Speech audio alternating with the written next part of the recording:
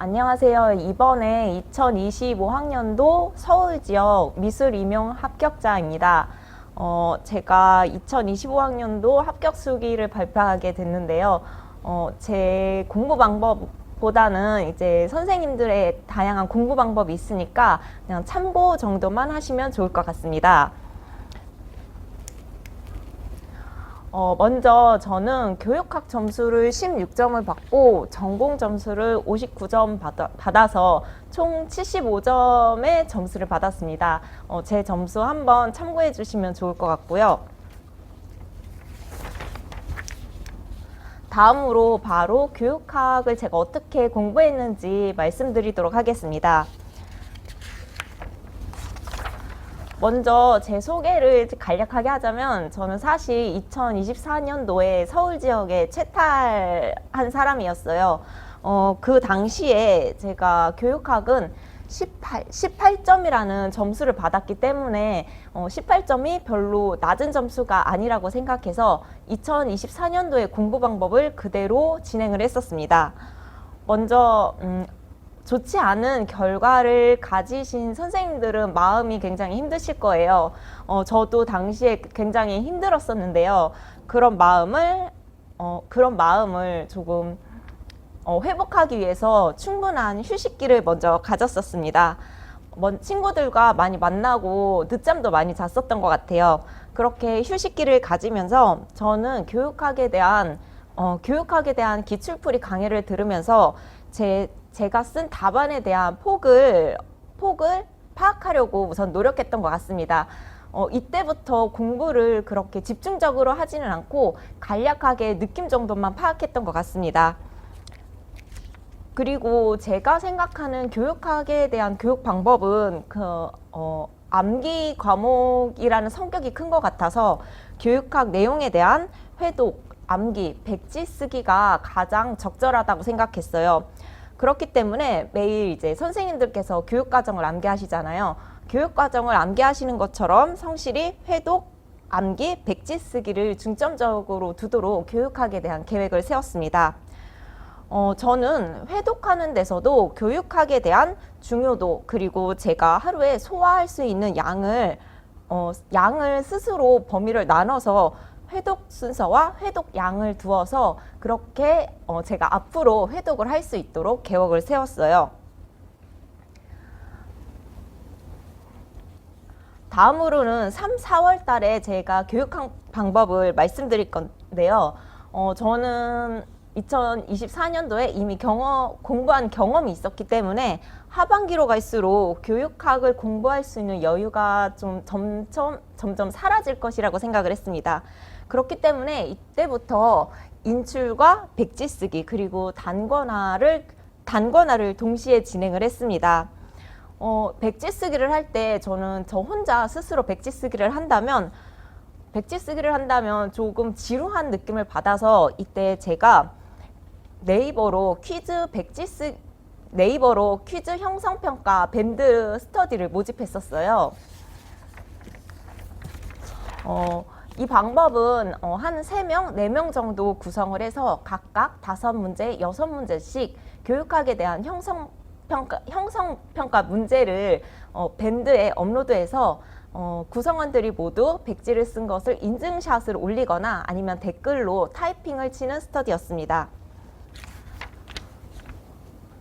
이 스터디를 하면서 저는 다양한 강사의 이론을 보는 것을 별로 선호하지 않았어요.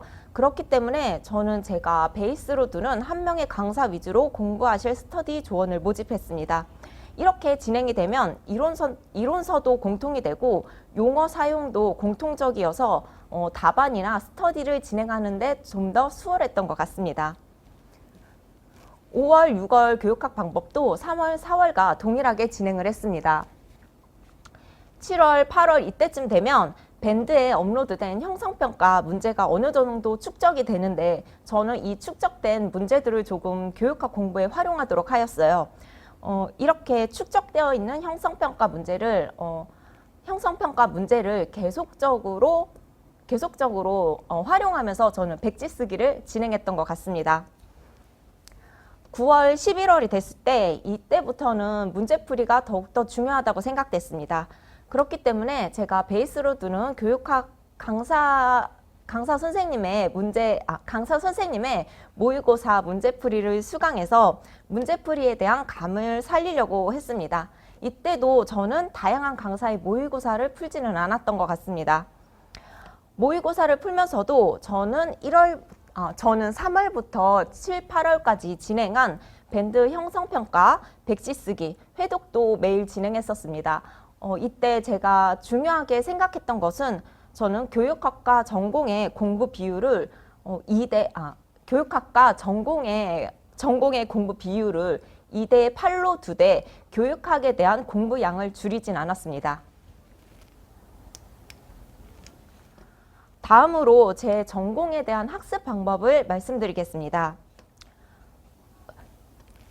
1월, 2월 달도 전공 공부도 역시 채탈 후에 몸과 마음을 회복하려고 노력했고 위상 선생님께서 업로드해 주신 기출 답안을 제 답안과 비교해 보면서 제가 1차 때 어느 부분을 실수를 했고 어느 부분에서 점수를 더 획득할 수 있었는지 분석해 봤습니다. 그리고 나서 앞으로 제가 언제 무엇을 어떻게 공부해야 되는지 1년치 계획표를 작성을 해보고 제가 실수를 최대로 하지 않았을 때 제가 받을 수 있는 교육학과 전공 점수를 미리 설정해보는 시간을 갖도록 설정해봤습니다. 저는 1년 계획표를 세울 때 앞으로 위상 1년 커리큘럼을 그대로 공부할 계획이었기 때문에 제 1년 공부 계획표를 짜는 데 있어서 위상 커리큘럼을 참고하기도 했습니다. 또한 저는 한 장소에서 계속 공부하면 조금 실증 나는 경향이 있는 것 같더라고요.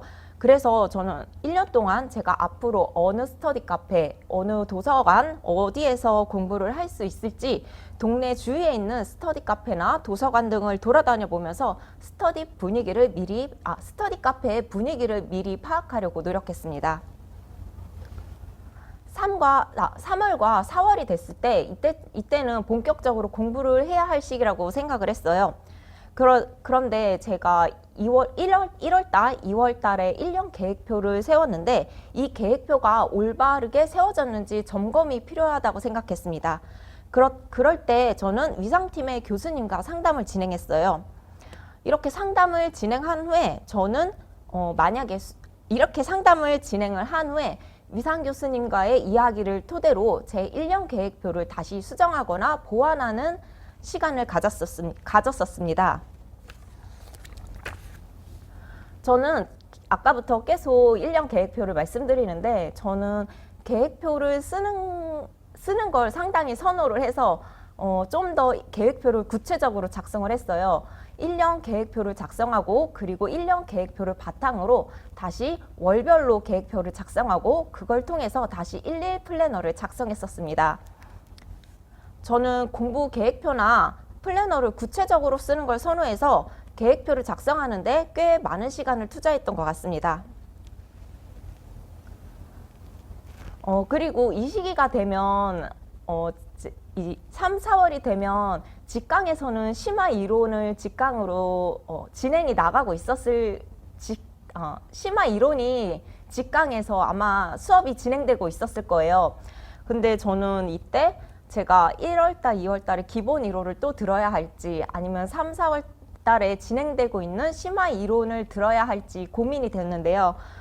괜히 불안한 마음에 저는 이때 위상 선생님의 1, 2월, 3, 4월 강의를 모두 인강으로 수강을 했었습니다.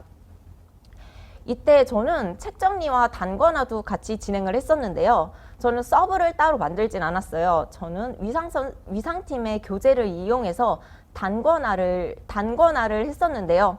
이때 단권화를 하면서 책 정리도 동시에 했었는데 이때 제가 말하는 책 정리라 함은 목차를 우선 형광펜으로 칠하고 그리고 연필을 사용해서 저는 줄을 그었는데요. 아직 이론에 대한 키워드가 어떤 것인지 정확히 모르기 때문에 연필로 줄을 그었어요. 그 다음에 이 키워드가 정확한 키워드다라고 확신이 생기면 그때 형광펜이나 펜을 사용해서 줄을 그었었습니다.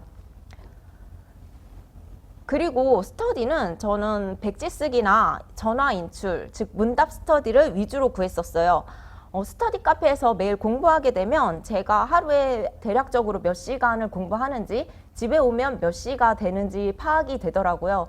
그런데 그렇게 집에 오면 여유 있는 시간에 제가 유튜브나 딴짓을 할 것 같아서 일부러 그 시간에 전화 스터디를 구했었습니다. 저는 5일 동안 하는 거는 조금 힘들어해서 월화수목 30분, 월화수목 저녁 10시 반 정도에 30분 정도 전화 인출 스터디를 진행을 했는데요. 저는 부담이 되지 않는 선에서 전화 스터디 범위도 조절했었어요. 제가 너무 전화 스터디를 범위를 너무 넓히면 제가 전화 스터디를 하기 싫어질 것 같아서 어느 정도 시간이나 범위를 조절했던 것 같습니다. 그리고 저는 사실 혼자 공부하는 것을 조금 선호하는 편이라서 교육학 스터디 하나, 그리고 전공 스터디 2개 정도만 진행했었던 것 같아요. 교육과정 암기도 이때부터 백지 쓰기와 인출을 계속 진행했었습니다.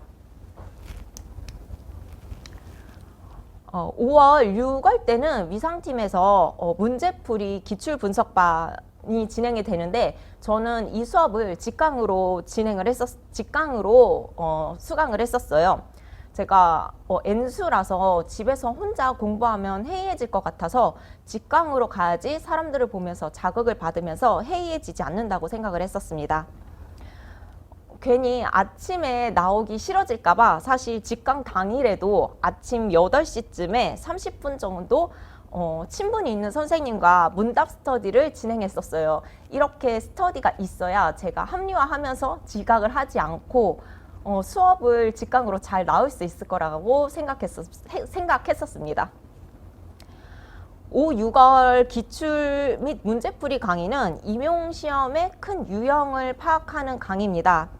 그렇기 때문에 저는 이 문제도 시험도 성실히 임하면서 복습도 철저히 하려고 노력했어요. 저는 복습을 할 때 토요일과 일요일 이틀에 거쳐서 진행을 했었습니다.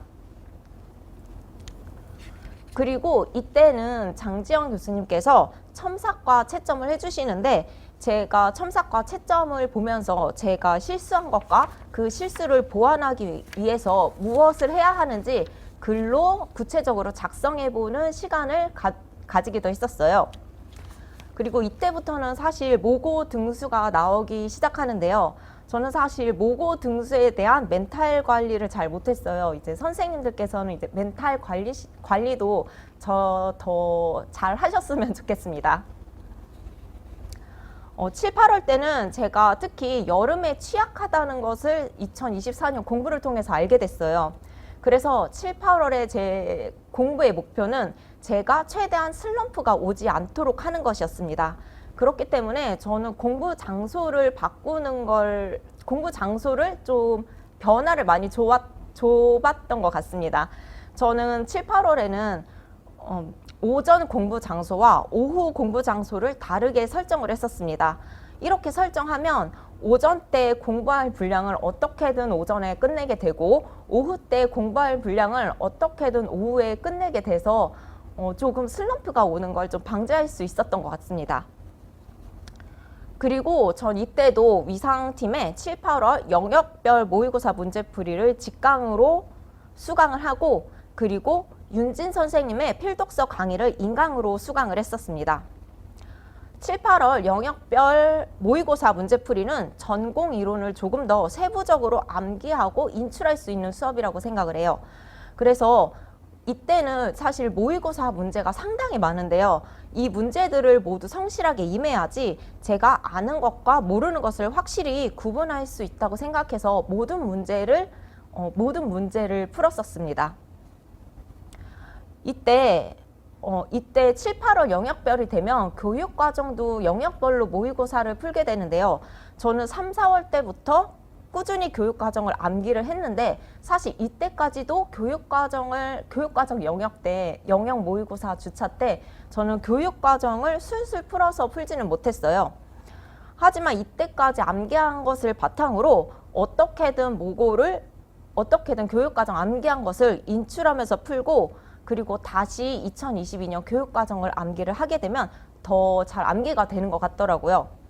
저는 모의고사 복습은 최대한 토요일, 일요일을 이용했었습니다. 3일 정도 넘어가면 너무 지루해지는 것 같아서 어떻게든 이틀 안에 복습을 끝내도록 노력했어요. 그리고 윤진 선생님의 필독서 강의는 사실 5월, 6월 수업이었는데 저는 일부러 이 수업을 7월, 8월에 인강으로 들었습니다. 그 이유는 저는 5월, 6월은 기본과 심화 이론을 조금 더 탄탄히 다지고 싶었기 때문에 일부러 5, 6월 강의를 7, 8월 인강으로 수강을 했어요. 그런데 이렇게 수강을 하다 보면 장점과 단점이 있는 것 같더라고요. 장점은 5월, 6월 때 이론을 정리할 여유가 생긴다는 것이고 단점은 7, 8월이 조금 빡빡해진다는 느낌을 받았습니다. 곧 9월이 다가온다는 생각에 많은 강의를 듣는다는 것이 조금 조급해지는 느낌도 받았어요. 그리고 제가 생각해보면 아마 N수라서 필독서 강의를 7, 8월에 듣는 게 가능하지 않았을까라는 생각도 듭니다. 이런 부분은 각자 상황을 한번 고려했으면 좋겠어요. 그리고 스터디는 저는 3, 4월에 구했던 백지 쓰기 그리고 전화문답 스터디를 계속 진행을 했었습니다. 9월, 11월이 되면 이제 TO도 나와서 점점 불안도가 높아지는 시기인데요. 저는 9월, 11월에도 시험 전주까지 계속 직강을 나갔습니다. 저는 불안이 높아서 사실 인강으로 돌리기 조금 어렵더라고요. 이때도 토요일이 직강이었기 때문에 저는 토요일, 일요일을 모의고사 복습 기간으로 두었고 고쳐야 할 점들을 계속 보완하려고 노력했습니다. 사실 이때 한번 모의고사가 크게 삐끗한 적이 한번 있어서 장지현 교수님께 크게 혼난 적이 있었어요. 그때 멘탈이 많이 무너졌었고 뭐 심장이 쿵쾅거리는 순간도 있었었는데 그래도 이런 마음을 꾹 참고 계속 장지현 교수님께 여쭤보면서 계속 점검을 했던 것 같아요. 이제 여러분들도 만약에 멘탈이 부셔져도 계속 이론과 고쳐야 할 점들을 점검받기를 조금 추천을 드립니다. 이렇게 장지현 교수님께 혼도 많이 났지만 이때는 윤진 교수님께서도 모의고사에 힘이 나는 쪽지를 많이 적어주세요. 그런 쪽지를 보면서도 사실 힘이 나기도 했습니다.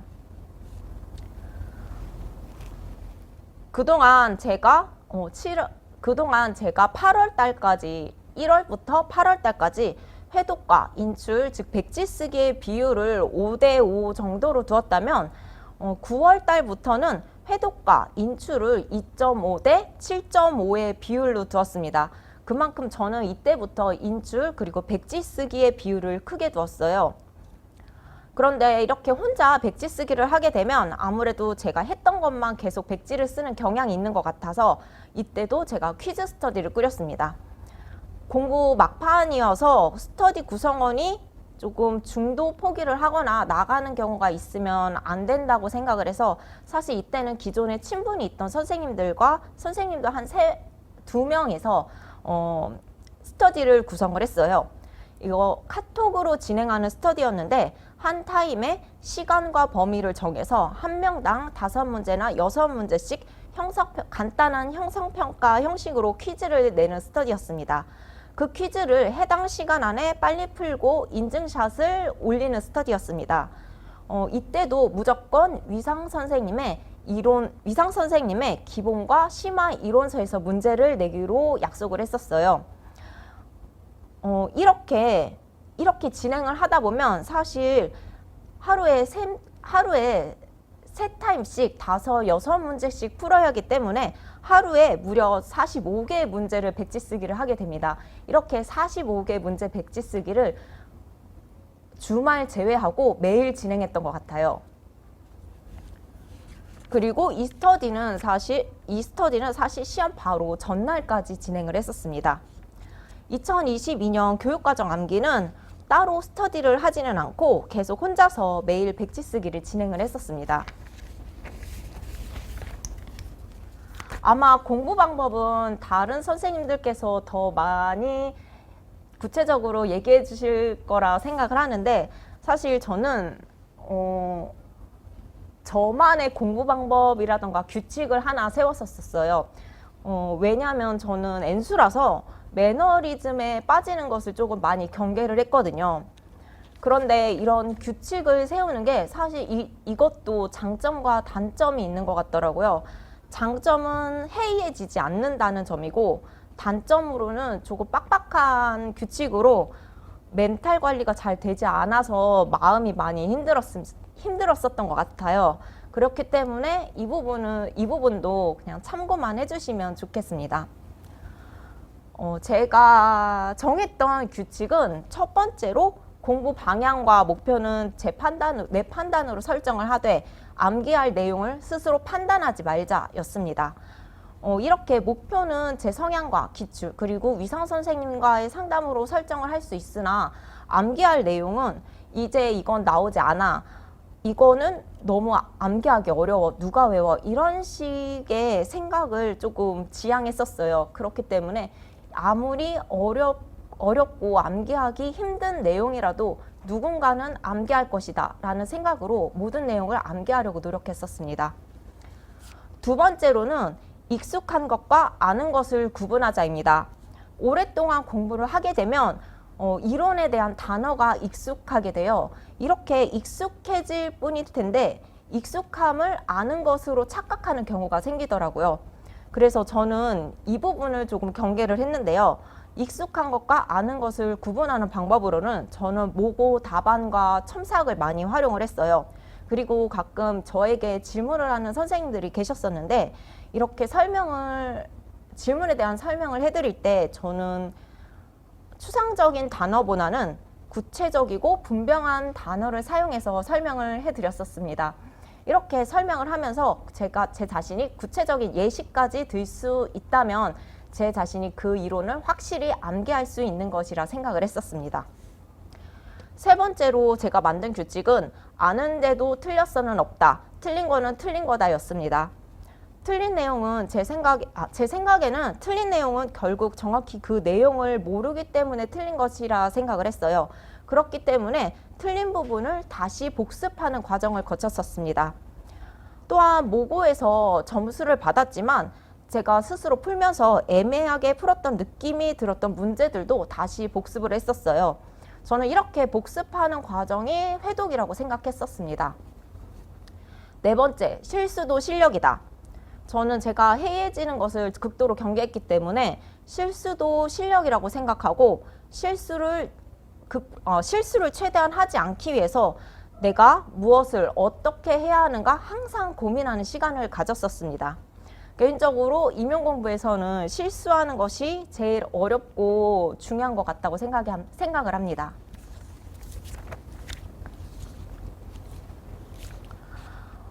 저는 사실 잠도 굉장히 많고 뒹굴거리는 것도 굉장히 좋아하고, 사실 학습 이해도가 조금 느린 편이라고 생각을 해요. 그런데 그리고 앞에 언급했듯 제가 걱정도 많아서 멘탈도 많이 약하고 덤벙거려서 실수도 많이 합니다. 오랜 기간이 걸렸지만 이런 제가 최종 합격이라는 결과를 가져왔다면 저보다 뛰어나신 여러분들도 충분히 해낼 수 있을 것이라 생각합니다. 이상으로 발표를 마치겠습니다.